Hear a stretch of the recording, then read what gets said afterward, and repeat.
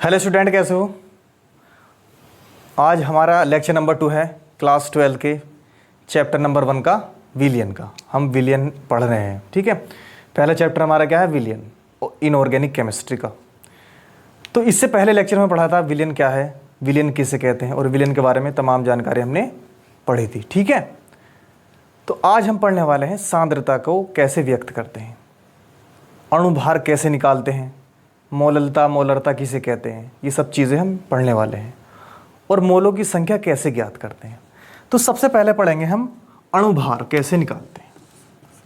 तो अणुभार निकालने के लिए सबसे पहले हमें देखो, अणुभार निकालने के लिए सबसे पहले हमें कुछ परमाणु का परमाणु क्रमांक, जैसे कोई परमाणु है A और नीचे क्या होगा, परमाणु क्रमांक,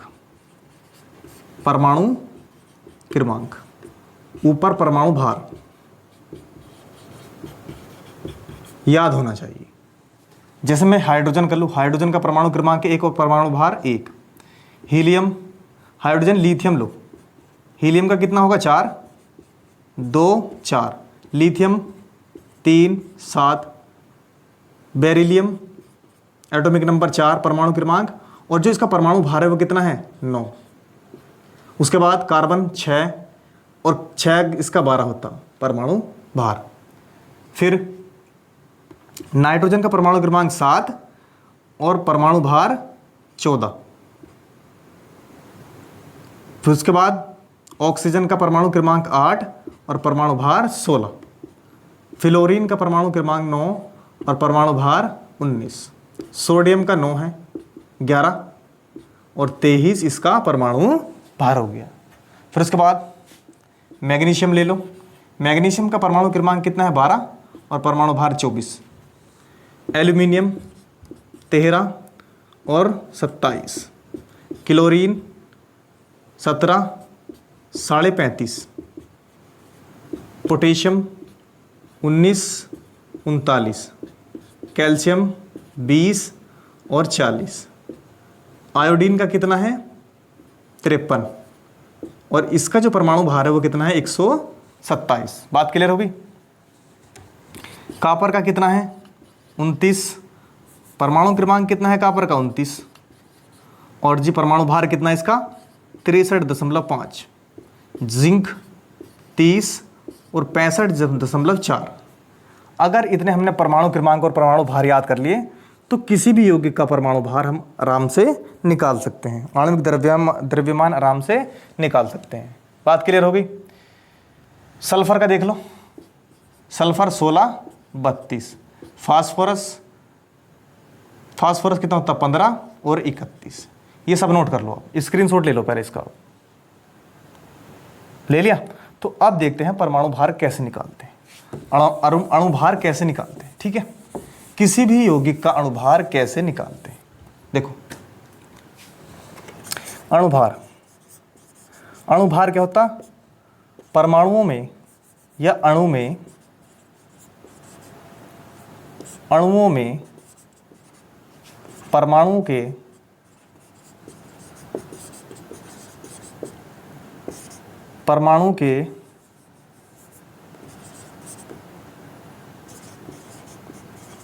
परमाणुओं का योग। बात क्लियर होगी। परमाणुओं का योग, ठीक है। परमाणु भारों का योग।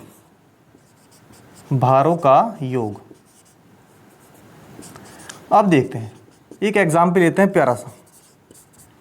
H2O का जल का अणुभार क्या होगा, अणुभार या आणविक द्रव्यमान क्या होगा। तो सबसे पहले इसको लिखना सीखेंगे MH2O, ऐसे शॉर्ट में लिख देंगे, ठीक है। जल का परमाणु या अणुभार, जल का अणुभार, ठीक है, या आणविक द्रव्यमान। इसे क्या बोलते हैं हम, आणविक द्रव्यमान भी बोलते हैं, आणविक द्रव्यमान, ठीक है। तो अब देखो, हाइड्रोजन का परमाणु क्रमांक कितना है 1 और परमाणु भार कितना है इसका 1। तो 1, कितने हाइड्रोजन है 2 प्लस ऑक्सीजन। ऑक्सीजन का परमाणु क्रमांक कितना होता है 8 और इसका जो परमाणु भार कितना होता है इसका 16, तो 2 एकम 2 और 16 18, तो जल का अणु भार कितना हो गया 18। एक और एग्जाम्पल लेते हैं हम, CO2 का अणु भार ज्ञात करो। CO2 का अणु भार क्या होगा, तो कैसे निकाल लेंगे? तो सबसे पहले लिखें CO2 का अणु भार इस तरह से शॉर्ट में। कार्बन का एटॉमिक नंबर, परमाणु क्रमांक कितना है कार्बन का 6 और परमाणु भार 12 प्लस ऑक्सीजन का 16, कितने ऑक्सीजन है 2, तो 16 दूनी 32 और 12 44, तो CO2 का अणु भार कितना हो गया 44। इसको नोट करो, नोट करो, इसको करना कुछ नहीं है। सबसे पहले क्या करना है हमें, जो इनका परमाणु भार है उसको रखना है और जितने परमाणु हैं उनकी गुणा कर देंगे। जैसे हाइड्रोजन के पास कितने परमाणु थे 2 और इसका परमाणु भार कितना था 1, तो 2 से गुणा करें 2 एकम 2, और ऑक्सीजन का 1 परमाणु है और परमाणु भार कितना है इसका 16 और 2 18। ठीक है, बात क्लियर हो गई। चलो स्क्रीनशॉट लो इसका, चलो आगे देखते हैं।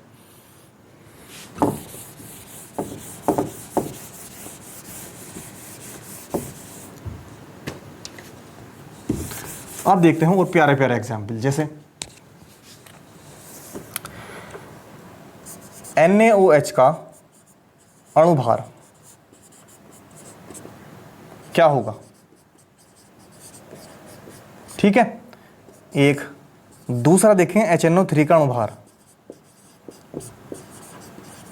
भार, और एक और एग्जाम्पल देखें H2SO4 का अणु भार। इन सब के हमें अणु भार निकालने हैं। ठीक है, बात क्लियर होगी। तो कैसे निकालते हैं, पहले इसे लिखेंगे MaNOH यानी कि सोडियम हाइड्रोक्साइड का अणु भार। कैसे निकालेंगे, सोडियम का कितना होता है एटॉमिक नंबर 11 और जो परमाणु क्रमांक है उसका कितना है 11 है और परमाणु भार 23, तो 23 यहाँ लिख देंगे, प्लस ऑक्सीजन का कितना है 8 और जी परमाणु भार 16, तो 16, हाइड्रोजन का 1 16 17 और 23 कितना होते हैं 40, तो कितना आ जाएगा 40। इसी तरह से HNO3 का MHNO3, हाइड्रोजन का 1 प्लस नाइट्रोजन का कितना होता है 14 प्लस ऑक्सीजन का 16 और कितने ऑक्सीजन परमाणु हैं 3, तो 14 और 1 15 और 16 + 3 48, तो 48 प्लस 15 कितना हो जाएगा 8 और 5 13 और 4 और 5 और 1 6 63। इसी तरह से H2SO4 का अणु भार कैसे निकालेंगे, देखो 2 हाइड्रोजन है और हाइड्रोजन का परमाणु भार कितना होता है 1 गुणा 2 प्लस सल्फर का कितना होता है 16 दूनी 32 होता है, प्लस कितने ऑक्सीजन है 4, तो 16 गुणा 4, तो कितना हो गया 16 चौका 64 और 32 96 और 2 98, कितना हो जाएगा इसका H2SO4 का 98, इसका आ गया 98। बात क्लियर होगी, नोट करो, इसको नोट करो, स्क्रीनशॉट ले लो इसका, हो गया। चलो आगे देखते हैं। तो इस तरह से हम किसी भी यौगिक का अणु भार आसानी से निकाल सकते हैं। चलो एक और एग्जाम्पल लेते हैं हम, अच्छा सा, ठीक है। बेंजीन का अणु भार निकालो, C6H6 का अणु भार, C6H6 का अणु भार कैसे निकालना है, देखो। तो सबसे पहले MC6H6 कार्बन परमाणु है, कार्बन का परमाणु भार कितना होता है, कार्बन का परमाणु भार कितना होता है 12, कितने कार्बन है 6 × 6 प्लस हाइड्रोजन का 1 और 6 है हाइड्रोजन, तो 12 × 72 और 72 और प्लस 6 78, कितना हो गया 78। बात क्लियर हो गई। CH4 मीथेन का अणु भार और HCl का अणु भार। मीथेन का कैसे निकालेंगे, देखो मीथेन का अणु भार MCH4, कार्बन का कितना होता है 12 प्लस कितने हाइड्रोजन है 4, तो 1 गुणा 4 12 और 4 16, उसके बाद HCl का, तो HCl का अणु भार, तो H का कितना होता है 1 और Cl का कितना होता है 35.5, 35.5 और 1 कितना हो गया 36.5, 36.5 अणुभार कितना होता है 36.5। ठीक है, तो इस तरह से हम किसी का भी अणुभार निकाल सकते हैं। बात क्लियर होगी, नोट करो इसे। चलो अब देखते हैं नंबर ऑफ मोल कैसे निकालते हैं। नंबर ऑफ मोल कैसे निकालते हैं।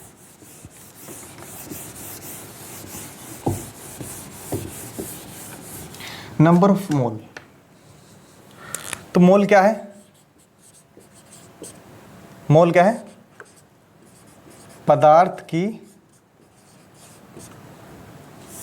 नंबर, मोल क्या है पदार्थ की इकाई, पदार्थ के मापन की इकाई, एसआई इकाई।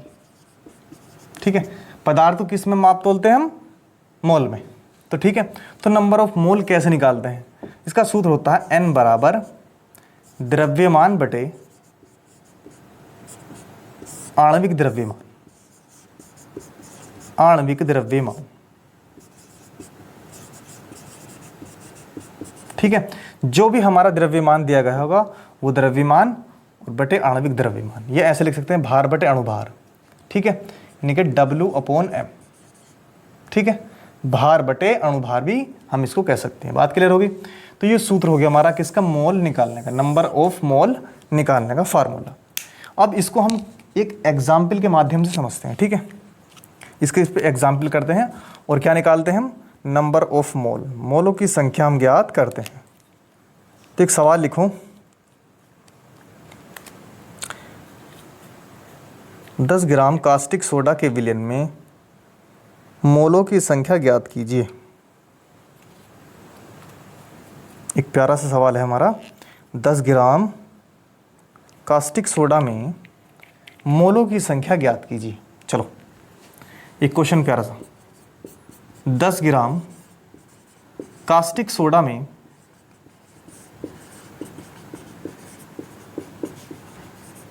मोलों की संख्या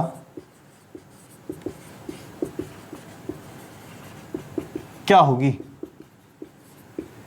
ठीक है, तो सबसे पहले पता है हमें क्या दे रखा, द्रव्यमान दे रखा, कितना द्रव्यमान या भार, W बराबर कितना दे रखा 10 ग्राम, कितना दे रखा है 10 ग्राम। अब निकालते हैं आणविक द्रव्यमान, आणविक द्रव्यमान M बराबर हमें निकालना है, किसका निकालना है आणविक द्रव्यमान, क्या दे रखा कास्टिक सोडा NaOH का। सोडियम का जो परमाणु क्रमांक है वो कितना है 11, और इसका जो आणविक परमाणु भार है वो कितना है 23। तो 23 प्लस ऑक्सीजन का 16 और हाइड्रोजन का 1, 23 और 16 39 और 1 40। अब क्या निकालना है हमें, मोलों की संख्या। तो नंबर ऑफ मोल कैसे निकाल लेंगे, n बराबर W/m। ठीक है, तो n बराबर W की वैल्यू कितनी है 10।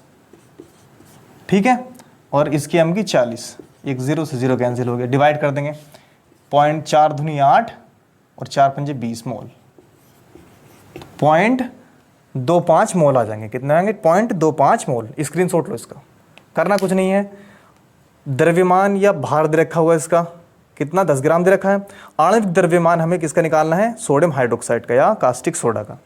तो सोडियम का कितना होता है परमाणु क्रमांक 11 और इसका परमाणु भार 23, ऑक्सीजन का 16 और हाइड्रोजन का 1, इस तरह जोड़ गए हैं, इसकी इससे डिवाइड कर देंगे तो कितना आ जाएगा 0.25 मोल। बात क्लियर होगी, स्क्रीनशॉट लो इसका, ले लिया। चलो आगे देखते हैं। चलो पूरा एग्जाम्पल लेते हैं हम अच्छे से।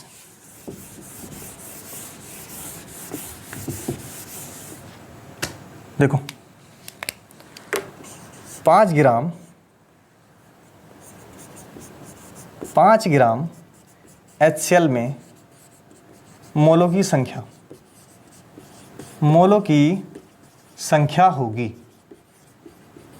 ठीक है, तो नंबर ऑफ मोल निकालने। देखो भार दे रखा उसने, भार या द्रव्यमान कितना दे रखा है 5 ग्राम। ठीक है, अब क्या निकाल लेंगे उसका हम, अणुभार। क्या निकाल लेंगे, आणविक द्रव्यमान, आणविक द्रव्यमान। किसका, ये W है, ये M निकालना, किसका, HCl का। H का कितना होता है 1 और Cl का 35.5, 35.5, तो कितना हो गया 36.5। नंबर ऑफ मोल निकालना है, N बराबर कितना होता है W/M। W कितना हमारा 5 और 36/36.5, तो इसकी पॉइंट यहाँ से हटाएंगे 0 पहुँच जाएगा ऊपर, ठीक है। 5 से डिवाइड करो, 5 नहीं 50 और 5 7 35 और 5 दिया 15, इसकी से डिवाइड करो, पॉइंट कितना 173 का ना 73, बचा कितना 27, पॉइंट लगा हुआ है 270 और 7 से 21, 7 चौक 28, 7 से 21, यानी कि 1.013 मोल के समथिंग आ जाएगा, ठीक है। एग्जैक्ट डिवाइड कर लियो इसकी, इतना मोल हमारे इसके मिल जाएंगे। बात क्लियर होगी, नोट करो इसे, हो गया। चलो एक और देखते हैं।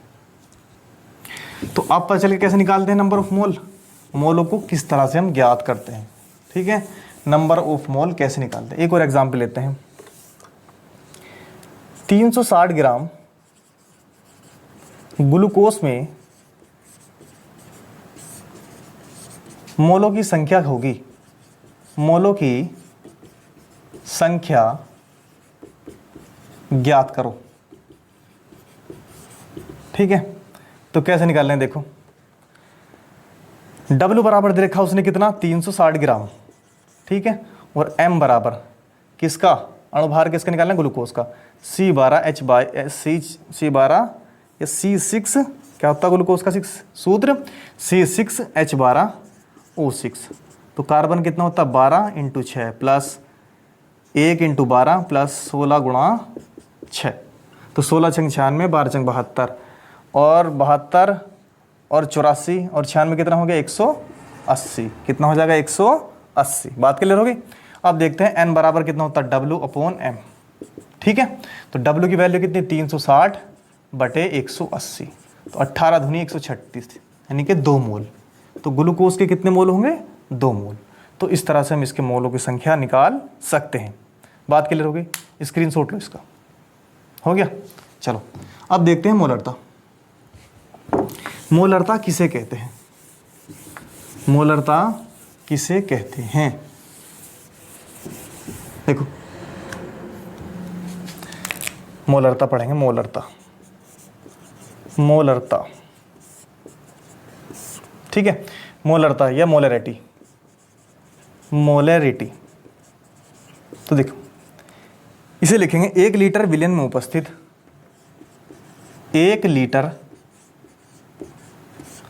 विलियन में उपस्थित,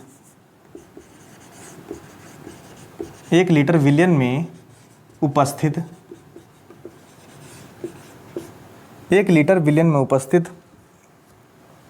विलय के मोलों की संख्या, विलय के मोलों की संख्या विलयन की मोललता कहलाती है, विलयन की मोललता कहलाती है,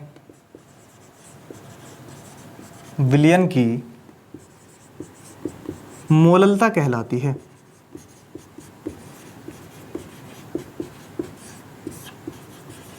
इसे कैपिटल M से प्रदर्शित करते हैं, ठीक है। तो इसका हम सूत्र देखते हैं, सूत्र क्या निकल जाएगा। तो M बराबर कितना होगा, विलय के मोलों की संख्या, विलय के मोल बटे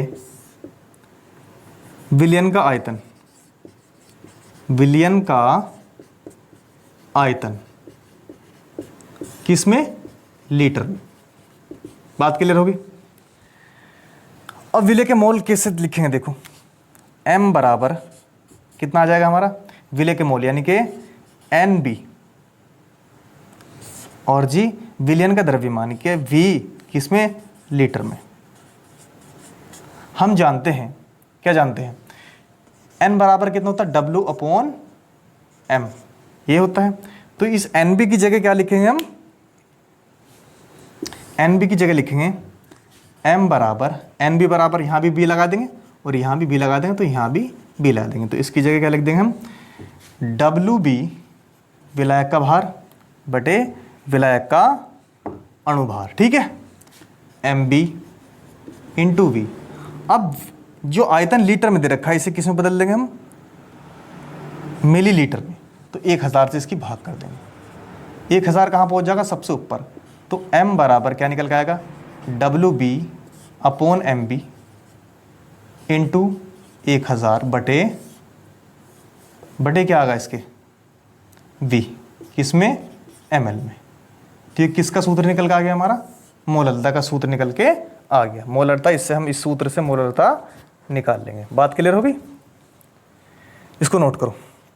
देखो एक बार और समझ लो, विलयन में उपस्थित विलय के मोलों की संख्या क्या होता है, विलयन में उपस्थित विलय की मोलों की संख्या क्या कहलाती है, मोलरता कहलाती है। किसकी, विलयन की। तो विलय के मोल बटे विलयन का आयतन।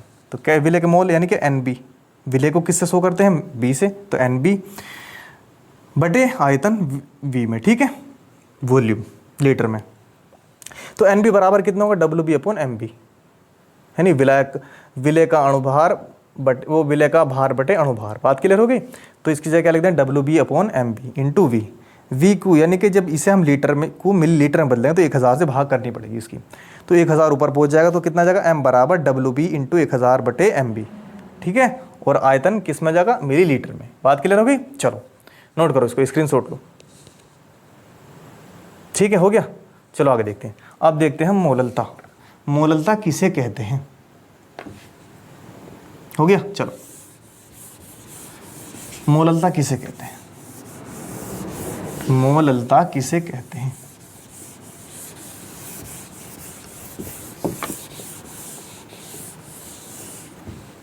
ठीक है,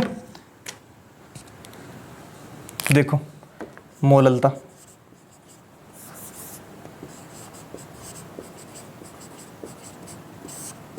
या मोलेलिटी, क्या बोलते हैं इसको, मोलेलिटी।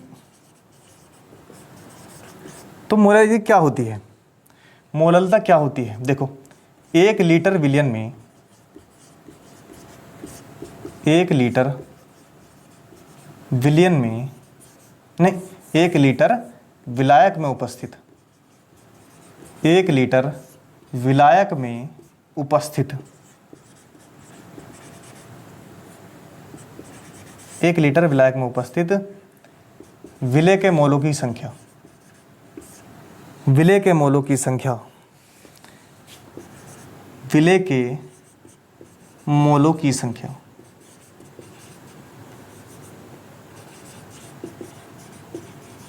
विलय के मोलों की संख्या क्या कहलाती है, विलयन की मोललता कहलाती है।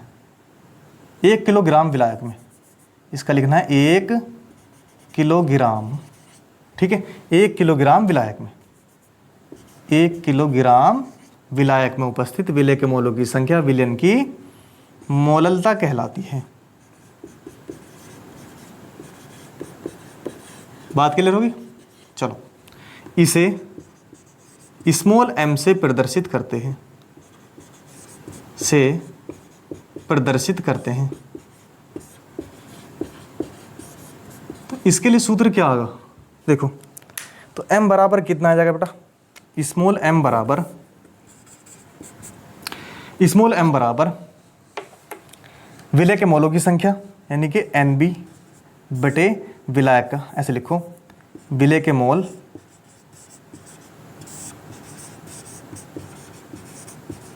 बटे विलायक का भार, विलायक का अणुभार, विलायक का अणुभार या विलायक का भार, ठीक है। बात क्लियर होगी। चलो अब देखो इसको कैसे लिखते हैं, इसे और क्या निकलने वाला है।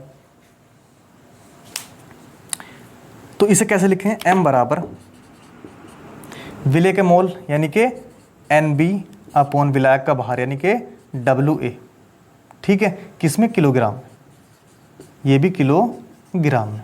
बात क्लियर होगी। NB बराबर मैंने बताया था तुम्हें कितना होता, स्मॉल m बराबर WB/MB, बात क्लियर होगी, इंटू WA, विलायक का भार, बात क्लियर होगी। चलो किलोग्राम में है तो इसे किस में बदलना है, ग्राम में, तो इसे 1000 से इसकी भाग कर दें, तो 1000 कहाँ पहुँच जाएगा ऊपर, तो m बराबर कितना आएगा, WB इंटू 1000 बटे MB इंटू WA। तो ये क्या निकल के आ गई हमारी मोललता का सूत्र। मोललता इस सूत्र द्वारा हम निकाल सकते हैं, बात क्लियर होगी। मोललता कैसे ज्ञात की जाएगी, इस सूत्र से, ठीक है। जब हम प्रैक्टिस करेंगे आगे जाके क्या करेंगे, न्यूमेरिकल करेंगे, तो मोललता और मोललता आसानी से हम उसको निकाल सकते हैं, ठीक है। मोललता निकालने के लिए हमें इस सूत्र का इस्तेमाल करना पड़ेगा, और मोललता निकालने के लिए जो इससे पहले हमने सूत्र इस्तेमाल किया था वो उसका हम यूज़ करने वाले हैं, ठीक है। तो इसका स्क्रीनशॉट लो आप, हो गया। चलो आगे देखते हैं।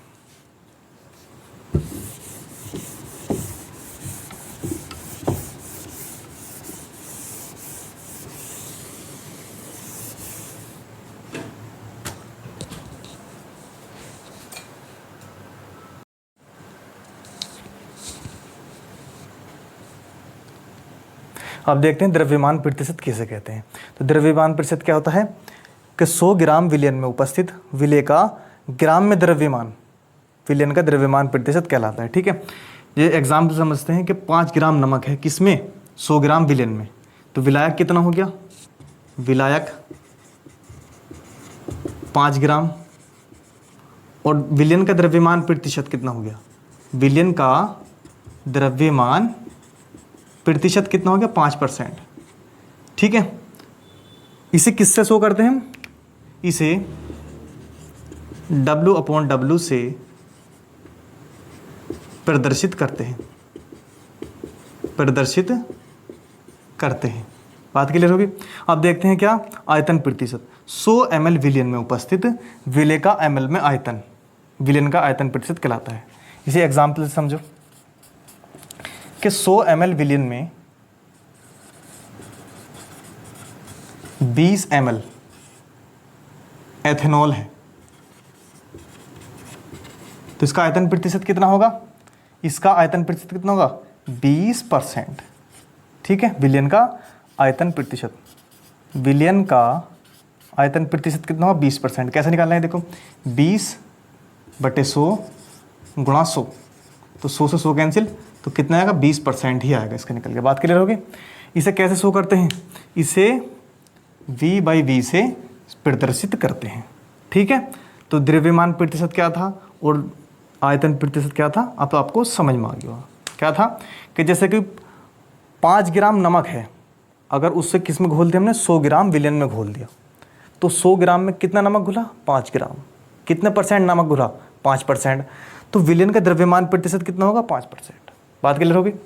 अब ऐसी इसी तरह से ये है कि 100 ml विलयन में जब हम 20 ml एथेनॉल घोलेंगे, ठीक है, तो 100 का 20% कितना होगा, 100 का 20% कितना होगा, 20% ही होगा, 20 ही होगा। तो विलयन का द्रव्यमान, विलयन का आयतन प्रतिशत कितना होगा, 20%। तो इस तरह से विलयन का द्रव्यमान प्रतिशत और आयतन प्रतिशत इस तरह से हम ज्ञात कर सकते हैं। तो आज हमने पढ़ा नॉर्मलता, आज हमने पढ़ा मोललता और मोललता, मोलरता और मोललता, द्रव्यमान प्रतिशत, आयनन प्रतिशत, और मोल कैसे निकालते हैं, परमाणु भार कैसे निकालते हैं। तो इससे अगले लेक्चर में हम पढ़ेंगे नॉर्मलता, मोल प्रभाज और न्यूमेरिकल भी करेंगे। तो जुड़ा रहिए हमसे, और इस क्लास को ज़्यादा से ज़्यादा शेयर करिए अपनी क्लासमेट को, जो भी आपके रिलेटिव हों। आप जितना शेयर करेंगे या वीडियो को लाइक करेंगे तो उस हमें मोटिवेशन मिलता है, हम आपके लिए और ज़्यादा वीडियो रिकॉर्ड करेंगे, और चैप्टर, एक से एक चैप्टर, यानी कि आपको पूरी केमिस्ट्री कराने का प्रयास करेंगे हम यूट्यूब चैनल पर। तो आप हमारे वीडियो को ज़्यादा से ज़्यादा शेयर करें, जिससे हमें मेहनत करने में आपके लिए मज़ा आए, बच्चों का प्यार मिले। जितना बच्चों का प्यार मिलेगा उतने ही हम अधिक वीडियो अपलोड करते हैं। तो थैंक यू, मिलते हैं आपको नेक्स्ट वीडियो में, बाय।